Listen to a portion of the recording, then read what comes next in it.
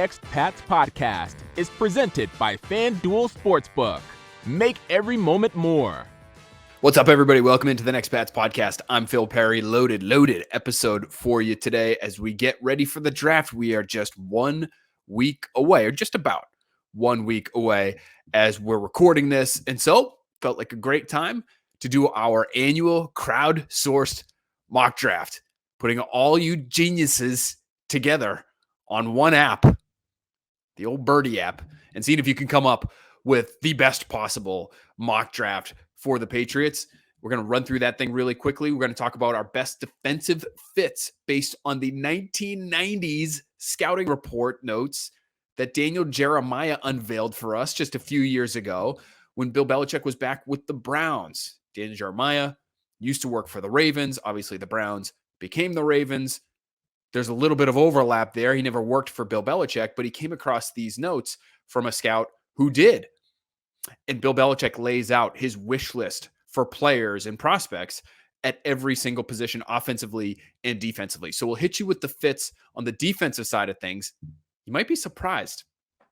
Some of the traits that Bill Belichick's looking for, I don't think have changed all that much since the early 90s when he was in Cleveland. So we'll hit you with the best fits according to those descriptions from Bill Belichick. And then we're going to bring on our friend Eric Froton from NBC Sports. He is all over all things draft, and he is specifically incredibly knowledgeable on these prospects that we're going to be talking about on day 3 of the draft. So last week we talked to Connor Rogers about day 2 fits at positions of need for the Patriots. Today we talked to Froton about day 3 fits in New England. He's been at all the All-Star games. He was at the Shrine Bowl, so he watched the Patriots work closely with some of these players that will, everybody knows it, it's basically what the Shrine Bowl is and has been for quite some time. The vast majority of those guys are day 3 guys. So what Eric is going to tell us, and specifically some of the anecdotes he's going to give to us based on what he saw and heard about how the Patriots interacted with these players, and specifically one fantastic story about Bill Belichick giving a locker room speech to these prospects that are trying to showcase their skills to be drafted by Bill Belichick. Unbelievable stuff there from Eric. But before we get to that conversation, let's talk about this crowdsourced mock. All right, now you're going to be able to find all of the details in terms of who the options were, how things went in terms of the percentage breakdown for the votes, but we got thousands of votes on this thing. Thank you to everybody who chipped in on this and contributed to this, because I find it to be a fascinating exercise every year in terms of what the fans want when given the opportunity to make the picks themselves. And obviously I have to narrow things down. I can only provide 4 names at a time, but I just find this really interesting. And this year's interesting in that for the first pick for the New England Patriots, number 14 overall, I only gave the people 3 names. And the 4th option was trade out with Jacksonville, get their 24th pick and their 56th pick. If you move back far enough in the first round, you should be able to, according to the trade charts available to us, you should be able to add a 2nd round pick with that trade down. So that's what the fans wanted. 51.6% of you voted to trade down. You're thinking like Bill Belichick. Maybe you've been brainwashed over the years. I actually think it's probably a good idea this year, given where the talent is in this year's class. Again, it depends on what's available to you at 14 overall. If Devin Witherspoon is there from Illinois, the corner, I don't think he should budge from that 14 overall slot. Anyway, you all said, no, we're going to pass on Paris Johnson. We're going to pass on Deonte Banks. We're going to pass on Dalton Kincaid. Tackle, corner, tight end, let's get that 56th overall pick in the 2nd round and be picking again at 24. Okay, so what happened there? Bad news. And this is what the Patriots will have to weigh if they're making a similar decision when they're on the clock at 14 on night 1. You could trade back and say, hey, what are the odds that Zay Flowers and Darnell Wright and Deonte Banks and Joey Porter aren't there for us at 24 overall? Well, in this scenario, they weren't. None of those guys were still free. So the best 4 names that I could come up with that felt like Patriots fits were edge defender Myles Murphy from Clemson, corner Emmanuel Forbes from Mississippi State, 166-pound ball hawk, though, Emmanuel Forbes, really interesting player there. Tackle DeJuan Jones from Ohio State, and receiver Jalen Hyatt from Tennessee, who I think might sneak into the first round, because if you're looking for a true boundary receiver, now he's a little bit light, But if you're looking for a true boundary player who has the speed to threaten defenses every time he's on the field, that's Jalen Hyatt, for the Vols. Anyway, you all said get Mac Jones some protection, so you get DeJuan Jones out of Ohio State. Just a behemoth human being, 6'8", 374 pounds. Over half of you voted for DeJuan Jones. Okay, so we're on to the second round. First second-round pick, 46 overall. You guys went with a theme here, which I love, and I find it interesting because if it played out this way, you can just imagine what Bill Belichick would want to do on the offensive side of the ball. You went with Darnell Washington for the second-round pick at 46 overall. You passed on a corner. You passed on Jonathan Mingo, the receiver. You go with Darnell Washington, another monster human being, 6'7", 264 pounds. So you took the biggest tackle in the draft, and then you took the biggest tight end in the draft. Think you're going to want to run on that right side behind Micah Onwenu at 350 pounds? Then you've got DeJuan Jones at right tackle at 374. And that might be light for him. He didn't even weigh in at his pro day, which is relatively rare. I wonder why. Is there a chance his weight began with a 4? I think that's within the realm of possibility. And then Darnell Washington at 6'7", 264, another monster. You want to run the ball? You want to build around your best offensive player right now, which is Ramondre Stevenson? I'm half laughing as I say that because it just doesn't usually happen that way in the NFL for teams that are truly contending to be building around running backs. But if you want to be a run-heavy, play-action team, these first two picks, they make some sense. They do. They make some sense, people. Okay, on to that second pick that you picked up from Jacksonville in the second round, Julius Brents. Size, again, the biggest corner, arguably, in the draft when it comes to 6'3", 198, 34-inch arms. This guy's got basically defensive end length arms at 198 pounds.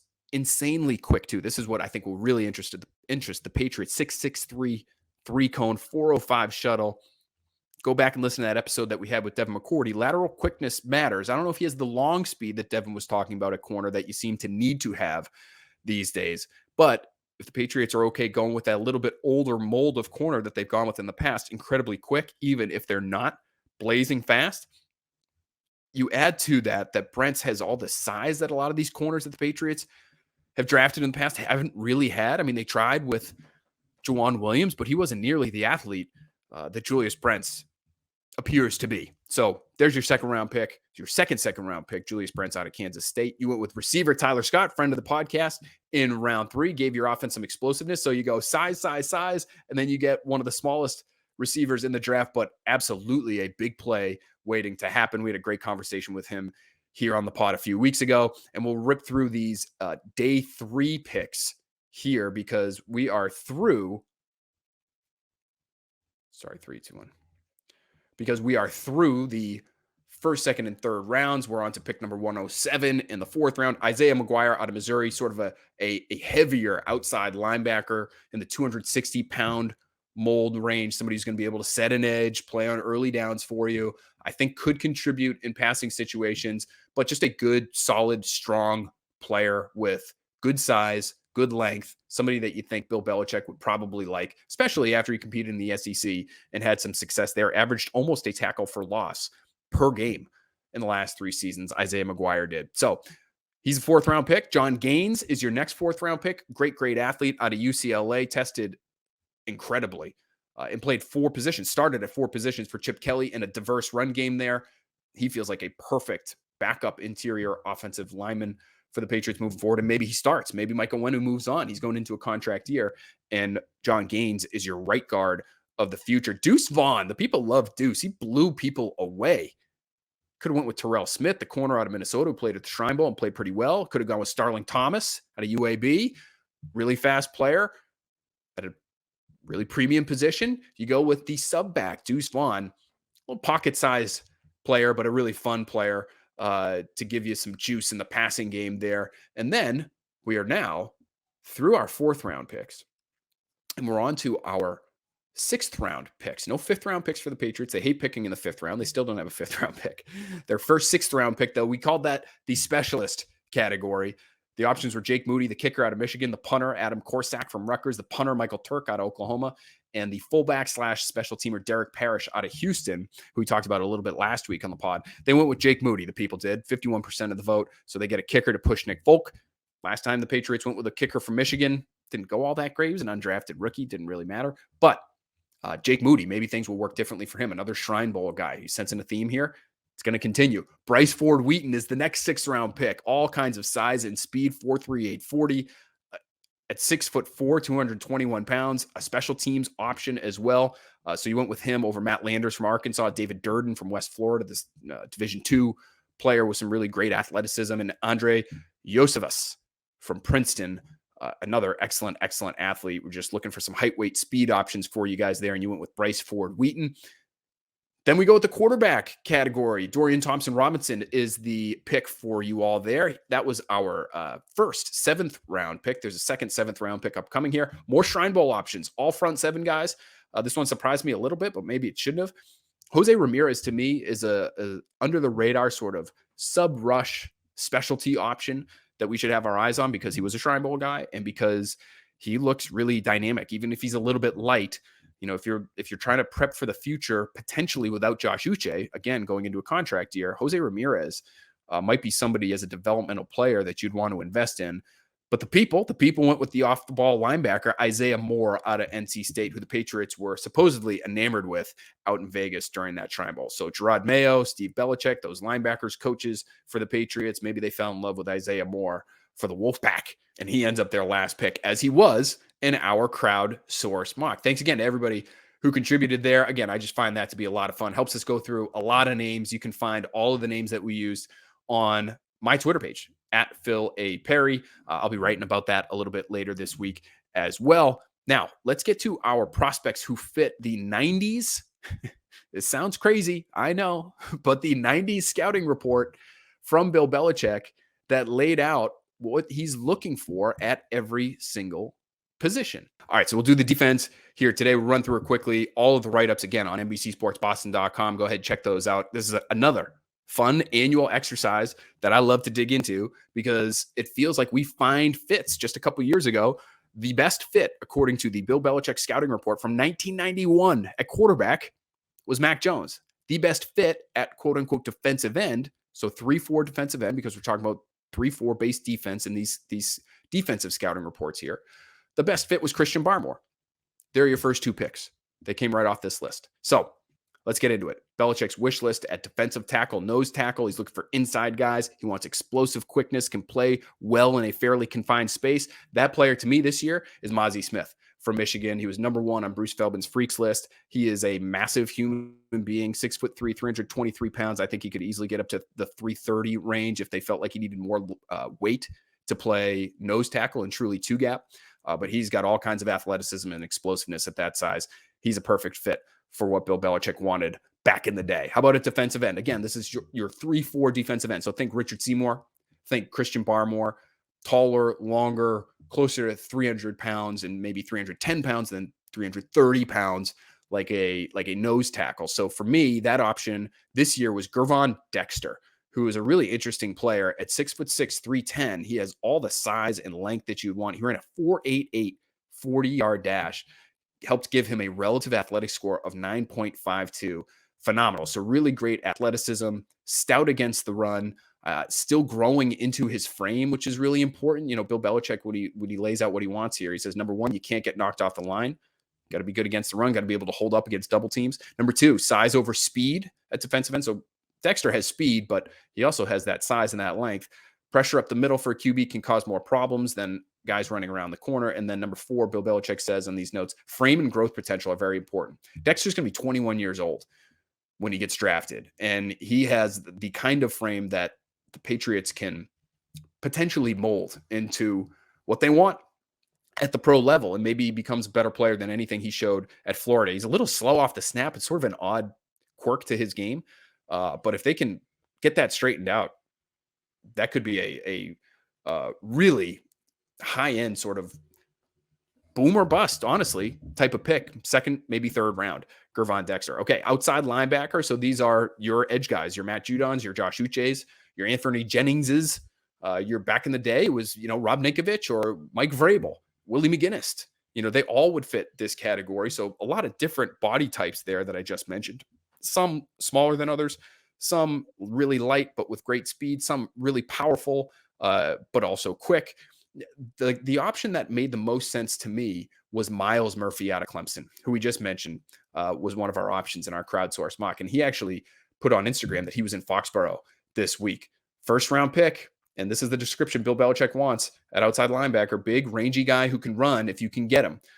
They're usually first round picks. Settle for guys who can stay on the line, long arms, quick hands.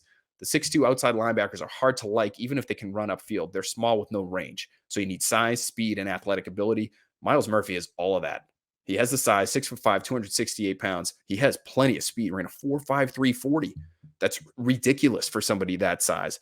Great length, 34-inch arms.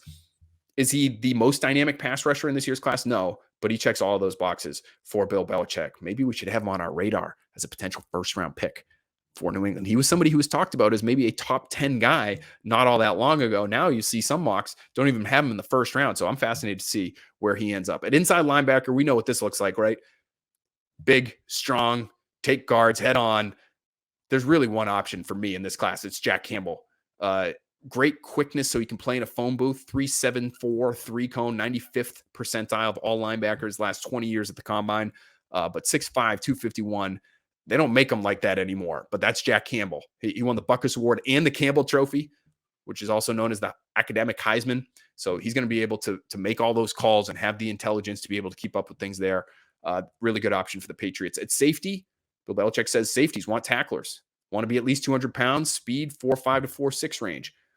To me, the guy who checks the most boxes at this position in a weak class at safety is Jordan Battle from Alabama. 6'1", 209. So he hits that 200-pound mark, 4.5, 540. He's not a burner, but he's fast enough, according to this description from Bill Belichick. Great tackler, great special teamer for Nick Saban. He was a captain there. Perfect fit for this list. At corner, he says you want tackle and force guys. You need one pure cover corner, 5'10" range and up. Can't put guys in the field who can't tackle. Size becomes a factor. Okay? At the end of his description here, you can read the whole thing again on the website. At the end, he says something interesting, Belichick does. Again, this is via the scout who's taking notes in a Bill Belichick meeting. 5 potential problems. 1, tackling. 2, selfishness. 3, you need size. Big, physical, strong guys. 4, you need competitiveness. Guys that play hard for 60 minutes. What does a guy do on the PAT? 5, needs symmetry on defense. Okay, who fits that best? To me, it's Deonte Banks from Maryland, who was the fit that we mentioned after Devin McCourty described what he wanted in a corner in New England, or what he thought the Patriots wanted in a corner in New England. Why does he fit? Well, he has the speed. He can cover. He loves to hit. And what does he do on the PAT? What do we think about Deonte Banks and his effort? He's the only one of the top-end corners in this year's class, and there's a bunch of them that are considered potential first-round picks, with a blocked point after attempt or extra point on his resume. Got one last year. So, food for thought. A lot of fun doing that every week. Next week on the podcast, we'll lay out the offensive players that fit this list. But right now, we're going to get to our conversation with Eric Froton. So much good intel, so much good insight on some of these names that we haven't heard much about or know much about, because they're generally considered day 3 guys. But the Patriots have so many picks this year on day 3. These are names that we should be interested in, and we've seen so many day 3 players turn into stars for the Patriots in the past. Some names we should know from our guy, Eric Froton. Here he is. There he is. There's our guy. Eric, thanks so much for being on the Next Pats podcast here with us. We need to, as a podcast host, and I'll speak for some of our listeners as well, people who are coming to the draft a little later. Okay, let's be honest, much later than you. We need to tap into your knowledge. We need to tap into your understanding of the prospects that go beyond the names that we've become relatively familiar with here over the last couple of weeks. We're talking day 2, day 3. Who knows? Maybe even, let's get crazy. Let's even maybe talk about some undrafted guys. What do you say? This will be some fun. Thanks for being with us. All right. You're testing my skills here. I'm ready to roll, Phil. Well, I do feel like we're getting close enough to the draft that we should be talking about these later round guys, these quote unquote sleepers. And some of them, though, are not necessarily sleepers to people like you, because they show up at these collegiate all-star games and they're all-stars, but some of them won't end up being drafted, right? They're not everybody's a Senior Bowl guy who may be a day 1 or a day 2 pick. You went to the Shrine Bowl. We know the Patriots coached at the Shrine Bowl. Before we get into the nitty-gritty with some of these names, I need to get your best Shrine Bowl I guess, little anecdote that you noticed from watching specifically the Patriots go about their business there as the coaching staff for the West team? Sure. Well, it kind of starts off my Shrine Bowl process was actually in LA because the NFLPA Bowl led into the Shrine Bowl. So I actually ended up going up to LA for a couple of days to see how Jeff Fisher and Eddie George ran their respective teams. So it was, going from the NFLPA Bowl, then driving over to Las Vegas and hitting the Shrine and seeing the Patriots and the Falcons coaches who are handling those two teams. It was a dramatic change in tone from the practices I saw at the NFLPA. And then, fortunately, the Falcons led the morning session of the first Shrine Bowl practices. So I got to see, what three different operations looked like when it comes to this postseason evaluation process and how they run their practices. Then the Patriots took the field with their team in the Shrine Bowl. And let's just say the mood changed. There was no music. There's no, there's no fooling around. There's no frog. There's no joking. All business right out of the gate. And they, the entire staff was there. Troy Brown was the honorary head coach, but that was honorary in name only because Bill Belichick was out there specifically on all those eights, the 8-on-8s for the line drills, for all that stuff. Anything related to the defensive or offensive line, Bill was out there personally hands-on coaching these guys. And sometimes it was just almost comical to watch, because he was all business. A lot of these coaches just sort of check it in. Oh, okay, I'm just watching it. Right in there coaching. It's what he loves, and you know it. That being said, one little anecdote, if I had to put it out. After the practice sessions, I was speaking with Scott Matlock, a IDL for Boise State, who had a really, he was at the NFLPA Bowl, got the kick up to the Shrine Bowl, and told me a story about how before day 3, they're in the locker room, the Patriots coach team. And Bill comes in right before they're about to walk out and just sort of calls a little huddle and steps in. And these were all kids these are kids, going to try to be NFL players. Just steps in and says, I just wanted to let you all know before you step out on that field, I haven't seen one single player here that could beat out the worst player on our team. You're terrible. You don't belong here. And you better get out there and show us something or you're never going to make the NFL. And he walked right out the door and went to practice. Classic Bill right there. That's incredible. Just and I honestly, so here's the thing, Eric. Was he lying? Yeah, he was getting them going. I think he likes to get them going. Yeah, that's a great, and going. That's a memory that those guys will have forever, right? I mean, I'm sure you probably felt like you could run through a wall at that point in time. Like, even if you feel like you're a late pick, you're still one of the best, if not the best player on your college team. And to be spoken to in that manner is not something those guys are used to, I'm sure. That's a tremendous.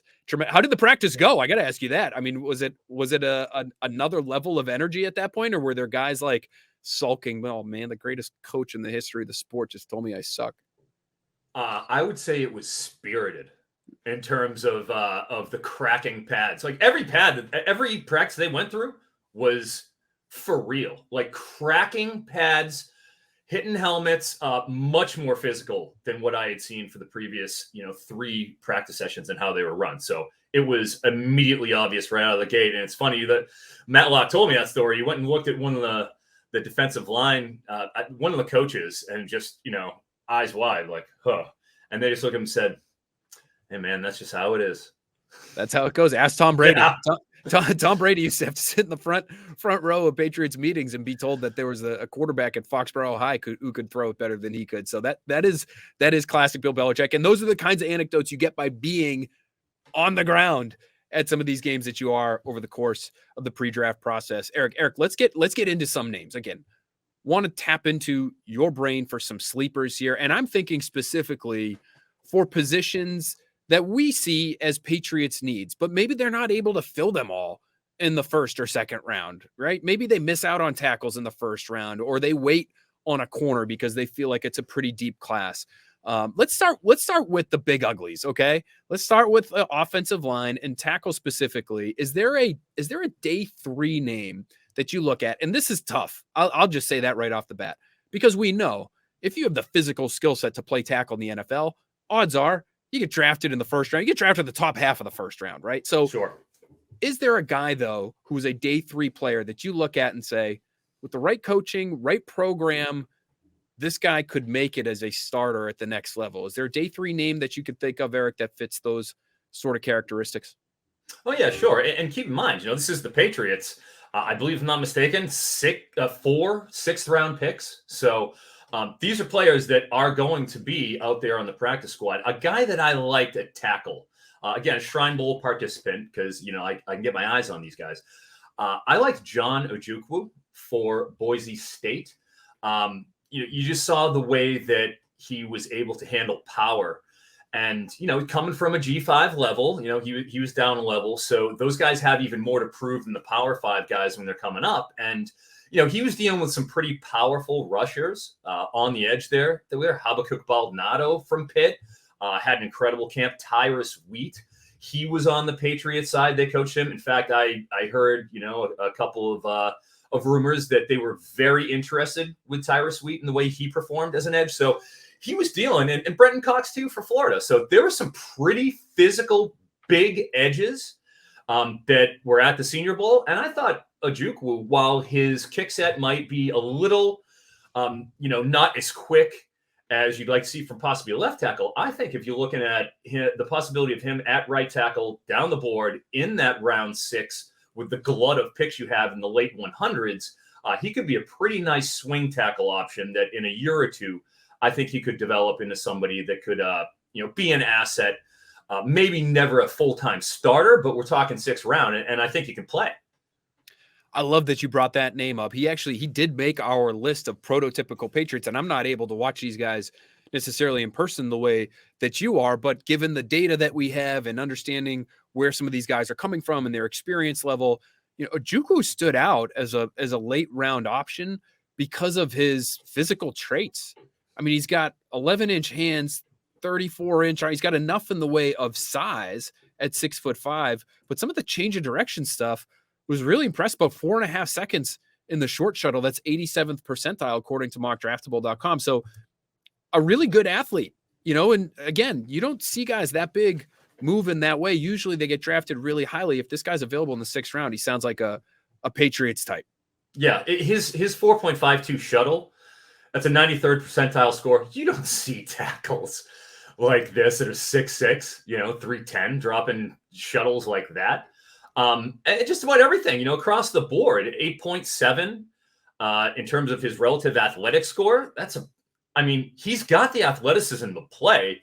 It's just a matter of polishing him up. And I saw the streak that he has out there on the field. I know he's got a little bit of meanness, and I like a little bit of an edge on my tackles and my offensive linemen who want to get and throw people's face in the mud every once in a while. I don't think there's anything wrong with that. No, nothing wrong with that at all. And if he performed well, if they like Tyrus Wheat, who I think the Patriots would like, he feels like sort of a base, and they're using these outside linebacker types more, but he feels like almost more of a, maybe not the pass rush juice of a Matt Judon, but in terms of like height and weight, somebody that you'd feel comfortable with playing on early downs on the edge there. If they felt like he performed well against Wheat and they like Wheat, you could certainly see them making a move for Ojukwu. Okay, let's go. Let's stay on the offensive side of the ball, but let's go to a little bit of a sexier position. Let's go to the receiver spot, Eric. And it just feels like every single year the draft is loaded with receivers. This year's a little bit different. Maybe it doesn't feel like there's quite the high end talent where we're going to see, maybe a top 10 pick at this position, maybe only a couple of first rounders at this position. But it does feel like there are options through the end of the draft and maybe after the draft who could end up playing in this league. Who do you like the most of that tier of receiver, those day 3 guys? Well, with this wide receiver class, what I think it's important for everybody to understand is that, the previous 2 classes were a couple of great ones. There's really no getting around it. But that being said, this year, it's more slanted at the top around most analysts that you see with the smaller receivers. And what I mean is this. You look at Jackson Smith-Njigba. Not small, 6'1.5", 197. So like he's right in the ballpark he needs to be. But Zay, we know Zay Flowers. He was listed at 172, checks in at 182, which is excellent. And you saw like the development of his frame, but he's small. She's 5'9.25". Jordan Addison, 5'11", 173, and Josh Downs, another 5'10", 175. So those top guys coming into the process on the smaller side, really slot types. The only one you could really look at would be Jackson Smith-Njigba, who could play on the outside, and I think he can. I don't think he will be there at 14. I do think he probably goes at 11 to Tennessee if they don't trade up, or 12 to Houston, since, let's face it, they need weapons. Out goes Brandon Cooks, and they're really relying on just kind of tertiary receivers. But I think that presents a buying opportunity for some of the bigger wideouts down the board that I think the Patriots will be able to take a look at in the third, fourth round. Specifically, Bryce Ford Wheaton, a wide receiver from West Virginia, a Shrine Bowl guy, tested out as legitimately just a tick below Megatron when it comes to his athletic comps, a 9.97 relative athletic score. And, the testing was ridiculous. 4.38 40, 1.52 10-yard split for a guy who is 6'4", 221.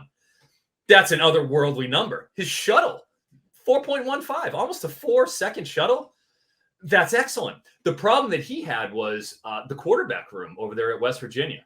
Okay, so they brought in JT Daniels, former guy. He's been at like 4 different schools at this point. He's now landed at Rice, but he had a few games where he was actually, competent quarterback play.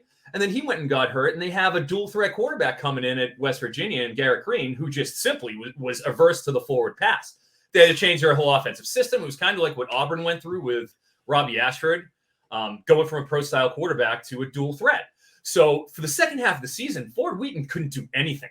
He was barely on the stat sheet, and he was just taking quick hitches and just trying to make something out of them just through sheer force of will, because he's a freak.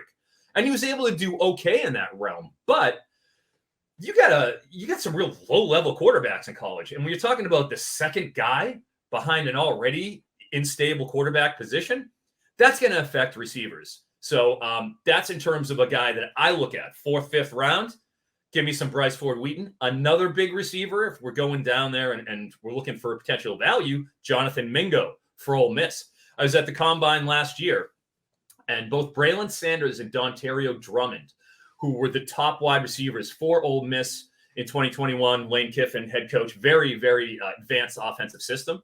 So I talked to both of them at the Combine and said, look, who is the guy that's next? You guys are here in 2021, getting ready to get drafted. Who's the next guy? And even though Mingo was hurt in 2021, both of them full-throated defense saying, get ready for Jonathan Mingo. He's got the size. He's on the bigger side. He tested again like a freak. And those are the guys that really come up that you want to have in that 4th round range, maybe 3rd round you could get in Mingo. So there's another couple guys, because as I know, Phil, how long is this Devontae Parker experiment going to last? I want an off-ramp from him. Be it Michael Wilson as well, Stanford, another guy who had a bad quarterback situation, bad offensive coordinator. I think we should be looking at one of those guys in that 3rd, 4th, 5th, even down the 6th, 7th round if you want to get to another big receiver like Justin Shorter for Florida. Again, in that 220, 225 range, you can get down the board. That is an incredible athlete. So I think that there's going to be value presented down the board for where we can get an outside shot. But I do think if we want to replace Jacoby Myers, which I think, everybody kind of wants to, I don't know if you can look at Juju Smith-Schuster and say, that's what we want long-term, but we're probably going to be looking at it at a smaller receiver as well. It could be potentially a Nathaniel Dell from Houston, who lit up the Senior Bowl. Nobody could stay with him. I'm afraid he might go a little too high for their tastes, but if we want an interior presence, perhaps Parker Washington for Penn State. He's like 212, 215 at 5'11". So he's got the A.J. Brown proportions. Very tough over the middle, crafty. Isn't going to be a big speed burner, probably in the 4.55 range to take the top off, but he's a crafty underneath slot receiver that can take a shot over the middle and make contested catches. And I think that that's something we could look at in the 4th, 5th round. Yeah, it's what's really interesting about this receiver position for the Patriots right now, Eric, is I think they're going to be interested in both boundary options and slot options, because even though they just signed Juju Smith-Schuster, I still feel as though they could use somebody who separates very quickly, right? Juju Smith has the toughness and the hands to work over the middle. We understand that. Good size to be able to stave off defenders, but they don't have that Troy Brown kind of presence or that Wes Welker kind of Julian Edelman who can uncover in 2 seconds, maybe even less than that, and really be sort of a security blanket for Mac Jones. But then on the outside, you mentioned it, Devontae Parker, he's not the long-term answer here. And the other guys that they have, Tyquan Thornton, Kendrick Bourne, I feel like are more Z types of options, like can play a little bit inside and out. I don't know if you want them living outside the numbers. So I think they could be interested in both. I love the Bryce Ford Wheaton name. You brought up another Shrine Bowl name, Justin Shorter. I mean, there's a lot of, physical talent there out in Vegas for the Shrine Bowl. They had a chance to really watch these guys up close and personal and really maybe get to like them. And so maybe these are guys that we should pay attention to more so on day 3. I did have one name that I want to just throw at you at this position, because again, physically he is so impressive, but in terms of his production at the college level, it doesn't feel like it was there until this past year. It's Matt Landers from Arkansas. So he was with Georgia, as my understanding, for several years, had 12 catches in 4 years at Georgia, goes to Toledo, then to Arkansas, and he ends up with a pretty good year last year, over 900 yards, 8 touchdowns. But my goodness, 6'4", 200 pounds, 4.37, and a 10-10 broad jump, like explosive speed, size. Why didn't the light come on a little bit sooner for Landers, and why are we talking about him as a late draft option? Oh gosh, I'm so glad you brought up Matt Landers, and frankly, I'm slightly humiliated I didn't bring it up earlier in my big wide receiver discussion, because Matt Landers is a guy that, as part of my background, I'm a big college fantasy football guy. I've been doing it for 23 years. So all these players from a skill position point of view, I've been scouting them for 5 years. So this is finishing school. With Matt Landers, he's a guy that, like you said, went into Georgia, very crowded wide receiver room in there. He's coming in during the George Pickens era, when he was there, and then Adonai Mitchell comes in, and, it was just kind of a numbers game. But he goes to Toledo, and in the second half of 2021, with DeQuan Finn throwing him the ball, he's a quarterback that really emerged and, is a real high-end group of 5 quarterback. But he ended up really doing well in the second half of the season, where like a slot receiver, Jayshon Polk, was predicted to be the top guy. And Landers, just as soon as he got, he transferred that offseason, as soon as he got acclimated to the offense, which they're definitely, in terms of the MAC, I would say probably one of the 2 most consistent programs in that conference, because Jason Candle, their head coach, is a very successful offense coordinator. They're always advanced in their schemes. But with Landers, he just was toasting people down the sideline that entire second half of 2021, to where it became clear that he belonged in the SEC. So he goes and transfers over to Arkansas along with Jadon Hazelwood, who's another Shrine Bowl contender. And the 2 of them sort of replaced it was like the 2 of them replaced Treylon Burks, because you had Jadon Hazelwood, who would do sort of the inside, outside, sort of the intermediate and short work. And he's very good technically, but he doesn't have the high-end speed to take the top off. You would see Landers as the true X, as you kind of discussed, the Pats have mostly Zs, just doing that downfield role. And he did it to perfection. KJ Jefferson, their quarterback, he's pretty much the reason why he had a 96, 97 deep passing grade, is because of his downfield acumen. So I am a big fan of Matt Landers. I had a lot of shares of him in the college fantasy realm last year. And I think that in the 6th round, I would be thrilled to see him come in camp and be able to show what he can do on the outside. Because like you talk about with Tyquan Thornton, the one thing I have about him, he's got sub 4.3 speed. BMI concerns. He's like a $180 at 6'3". How is that going to affect him adjusting to jams and being kind of had hands put on him at the line? So it's good to have a secondary option behind him. No question. And even staying on the field at that weight, right? I believe it was, and I'll have to go back and look. I think it was basically, Eric, it was his first pro tackle got him hurt in the preseason. Bunch of guys basically jumped on top of him on the sideline in a preseason game, but he ended up having to miss the first few weeks of the season. And as a rookie, it's really hard to get caught up to speed at that point. He ended up playing a lot for the Patriots, just the production wasn't there in a huge way. So they're definitely still looking at this position. You gave us a bunch of, I think, really intriguing options there, because Bill Belichick, his history at that position has been go get the freaky athlete guy. And you just gave us a bunch of names to keep a close eye on. Let's talk about the other side of the ball now at the corner position. Is there a Matt Landers at corner? Is there a freak athlete that has really good size that might, again, if you somehow miss in the first, second round and you end up waiting to day 3 to try to give yourselves a boundary corner, which is really what they need. They have a lot of smaller bodies here, Eric, right? Yes, with Marcus Jones, Jack Jones, John, all the Jones brothers, undersized, to the nth degree at that position. So is there a bigger guy that you like for the Patriots on day 3? Yeah, there is. There's a cornerback. Again, I'm kind of reaching into my bag of Shrine Bowl guys, because that's really the Senior Bowl is the tippity top showcase. But then the Shrine Bowl is where these 5th, 6th, 7th round guys, most of them go to the Shrine Bowl. So I feel kind of fortunate in that respect, because I got to see up close and personal Terrell Smith from Minnesota. Just an absolute freak. 6'1", 207. That is literally right in the wheelhouse for what pretty much every cornerback coach is looking for in size for a cornerback. And the thing about him is, you look at him in pads. I remember seeing him at first, and before I'm really acclimated to what they are, first practice, and he looks like a box safety. Not even a single high safety. He looks like a box safety in pads. And that he's ready to crash down and take on blockers and pulling linemen. But he's out there on an island on the outside, and he's covering all these receivers that we're talking about here that I got eyes on. And he is physical. He is staying in phase. He's not getting fooled. I was shocked at how agile he was for the 207 pounds that he was weighing in at. And he made an indelible impact. Made my All-Shrine Bowl team. I saw him on a couple other All-Shrine Bowl lists. And then in terms of his testing, he was very good combine-wise. So I think, in terms of a guy who has those physical attributes, the Patriots need.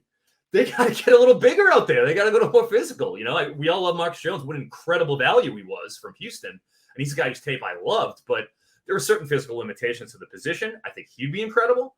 Catrell Clark for Louisville, he's on the smaller side, but he was great at the Shrine Bowl. But another guy who on the bigger side I would go with, Lance Boykin for Coastal Carolina.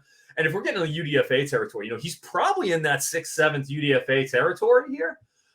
You saw him against specifically Antoine Green for UNC. Boykin and Green had a couple of, pretty much all week long, we're having some serious battles. And he lost a couple. Antoine Green really showed out and showed me he had some gumption out there. So I was impressed with that. But, man, Boykin, Coastal Carolina, that's one of the best G5 programs you're going to see when it comes to developing talent. Just came up to the D1 level a couple years ago, where their former head coach, Bill Moglia, was actually – it's an incredible story. Bill Moglia was a hedge fund trader on Wall Street and just was done with it. Became the head coach of Coastal Carolina, brought him up to the D1 level, and then in comes Jamie Chadwell, who was there for the past few years. And really, that just an incredible program that has done nothing but take 3 stars and make them completely rock solid college players, and then even graduating up. We've seen a couple of CCU players on the defensive side of the ball. That being said, Lance Boykin had no problem physically matching up with everybody. A little bit on the agility side, maybe he could get himself in a little bit of trouble. But when we're talking about down the board, big corners, 6 foot, 200-pound range, guys that we could have that I think could develop, Lance Boykin is on that list. I have one name I want to throw at you because it's one of my favorite names in the draft, but he also looks like kind of a freaky athlete with pretty good size. He's not, maybe you don't look at him and you say, okay, this guy is going to be able to run with every X receiver that is on the Patriots schedule, but Starling Thomas V out of UAB. So this Oh, guy, yeah. obviously, he catches your eye in terms of the numbers for somebody like me, Eric, because he runs a 4.38 40 and he's got a 37.5-inch vertical. And, it looks like he had some pretty good production in CUSA. It was considered one of the best corners in that conference there. So is that a name that you think in a man-heavy scheme, right? This is what Bill Belichick wants to do. He moved away from it a little bit this past year, but I really think it was because of personnel. I think in his heart of hearts, if he feels like he has the horses to do it, he wants to play a lot of man coverage. Is Starling Thomas maybe a late name that we should pay attention to? Oh, hell yeah, he is. Another Shrine Bowl guy. Trust me. Starling Thomas stood out in those Shrine Bowl practices. Another guy, he was on my all Shrine Bowl team as well. The thing that I really liked about him is we'll actually get to Bryce Ford Wheaton. At the Shrine Bowl, you get incredible access to these kids. So I talked to like 40, 50 of these kids that were there. When I talked to Bryce Ford Wheaton, he talked about how he didn't face many jams or, up front bump and run, press man coverage in college. And he said that was a big adjustment that he had to make during the week at the Shrine Bowl. Two guys he talked about that he specifically pointed out as giving him hell. One was Eric Stokes, G5, again, on the small side, not too small. He's about average. But he went to Southern Miss and they had a great defense last year. He was a dog and he was in pocket the whole, pretty much every practice. I really liked what I saw from him. But then the other one he mentioned was Starling Thomas for UAB. And that's another team where, you'll hear for these G5 guys, you'll notice that the ones that are being mentioned are group of 5 players from established programs. UAB is, when it comes to defensive play at the group of 5 in the CUSA play, the best in the CUSA. Always, year in, year out, you can go to UAB and you know what you're going to get. And you're going to get good, solid coaching. And you're going to get players who are developed. So that it's no secret why Starling Thomas is here. Great athlete. Good job being recruited by them over there at UAB. And then what he brought to the table at the Shrine Bowl, it's obvious. There's no doubt, why you asked me about him. I'm sure. I know that you do your work, Phil. I'm very impressed with your preparation here for Next Pats. And that's definitely a guy that I would like to see in a Patriots uniform. All right, last position. We have to hit you with one more because this is I think, a sneaky need for the Patriots. Josh Uche is coming up on a contract year. Judon has a couple years left. They don't have a ton of – they have Dietrich Wise, who's sort of an inside-outside option. They don't have a ton of true edge depth. And we already mentioned Tyrus Wheat, Mississippi State, Shrine Bowl guy. But is there another day 3 option who might be, maybe not necessarily in the Wheat mold, although we'll take any mold you'll give us, Eric. Yeah, he's a little shorter. A little shorter arms. Yep. And Uche is really – he's become a pass rush specialist, right? Is there somebody who has that craft, pretty much locked down, but for whatever reason, size concerns, other concerns, he's going to slide a little bit in the draft. Might not be a 3-down guy, but in those critical situations, 3rd down, you want to get your pass rushers out there, you might be comfortable calling on this guy. Sure. If there was my favorite sleeper edge that I would like to see the Pats give a shot that kind of fits this mold, you're probably looking 4 or 5 round territory for him. But I like Yaya Diaby from Louisville, 6'3", 263. So he's got the bulk to play on that edge. But then 10 and a half inch hands. You like seeing that. 34-inch arms. But his athleticism, his movement skills and his power, like his lower body power is legit. 37-inch vert, at 263, 10-foot broad. Both of them are 94th percentile marks. Ran a 4.51 40 with a 1.51 split. That 1.51 split is a 99.9th percentile mark. Overall, for in athleticism, he's a 9.86. That's as close to perfect as you're going to get. And this is a guy where Diaby's raw, but you can see that this guy has, if you can get him and mold him a little bit and fine-tune some of the technical aspects of it, give him a little more diverse toolkit on the rush, help him with his hands a little bit, give him a little bit of a, maybe like a little hop chop kind of a move, just refine him a little bit. I think he has everything it takes to be incredible. I think that he can stand up as a base, setting the edge in run support. I think he can take on, those left tackles, pulling linemen who are trying to stand him up. I think he doesn't give ground in those circumstances. So I think that, 4th, 5th round in such a great edge class, and I sincerely do believe, I think this edge class is excellent. So with saying that Diaby is going to be down there in the 4th, 5th round, it's not even a knock on him. It's just there's so much talent. Like the top 10, it was hard for me to just pick out 10. I feel like there's like 15 guys that I could look at and say, okay, they can all play. And Diaby is definitely in that mix. Man, some of the numbers that you rattle off there. I mean, that 10-yard split is so ridiculously rare. I mean, that is, if memory serves, that is about the same 10-yard split that Christian Gonzalez, who might be the most, pound for pound, one of the most athletic players in the entire draft, the corner out of Oregon, might be a top 10 pick. That's about the same 10-yard split that he had. So at 260 some odd pounds, that is freakish. Those guys don't grow on trees. We hear Bill Belichick say that all the time when he's talking about these bigger bodies that move really well. Diaby would certainly seem to be fitting of that kind of. And that's actually, he was even faster than Christian Gonzalez. Gonzalez was a 1.54. He was a 1.51. Man. So a 263. That's stupid. Crazy. It just doesn't make sense. Yeah, the only answer is, Eric, he's an alien. That's you're right. That out. Yes. That's the only solution. I would also say the same of you, sir, for having as much college football information that you do, rattling around in that brain of yours. You must also be an alien. Thank you so much for spending so much time with us here today. Eric Froton at CF Froton on Twitter. Make sure you follow him. Make sure you're getting all the draft analysis you can handle. NBCSportsEdge.com. Eric, thanks so much for being with us, man. This was phenomenal. We got to have you back on again soon. I'd be more than happy to. Go Pats. I'm a Boston boy by birth. Want nothing more than to see the Patriots succeed. Let's figure out a day post draft. Doesn't have to be right after, but I want to get a little bit of an Eric Froton breakdown on the Patriots draft once that thing comes and goes. So let's try to figure out a time to chat with you again later this spring. Sound good? Lock it down. Done and done. Eric, thanks so much, buddy. Thank you, Phil. Awesome stuff there from Eric. Loved having him on. Great energy, great insight. He's got so much up in that brain about all of these day 3 players. And how about that story, Bill Belichick?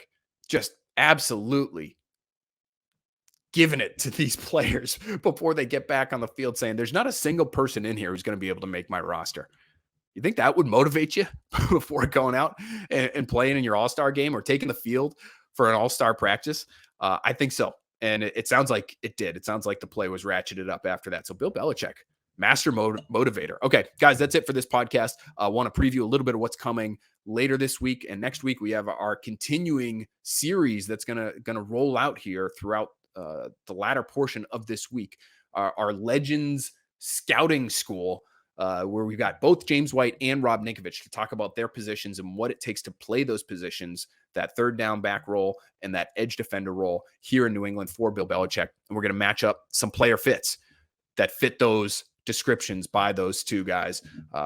Great champions for the New England Patriots and friends of the podcast. Great guys. Love having them on. Great insight. We could talk about football all day with those fellas. Next week, though, we're going to be talking about our defensive prototypes. We haven't gotten to those yet. I just want to make sure we sort of clean things up on that, sort of tie up that loose end. We did the offensive prototypical Patriots that I like the most in a podcast last week. So go back and check that out if you missed it. But we'll do our defensive prototypes next week. Like I said, we're going to do our offensive fits based on that Bill Belichick scouting profile from the early 90s.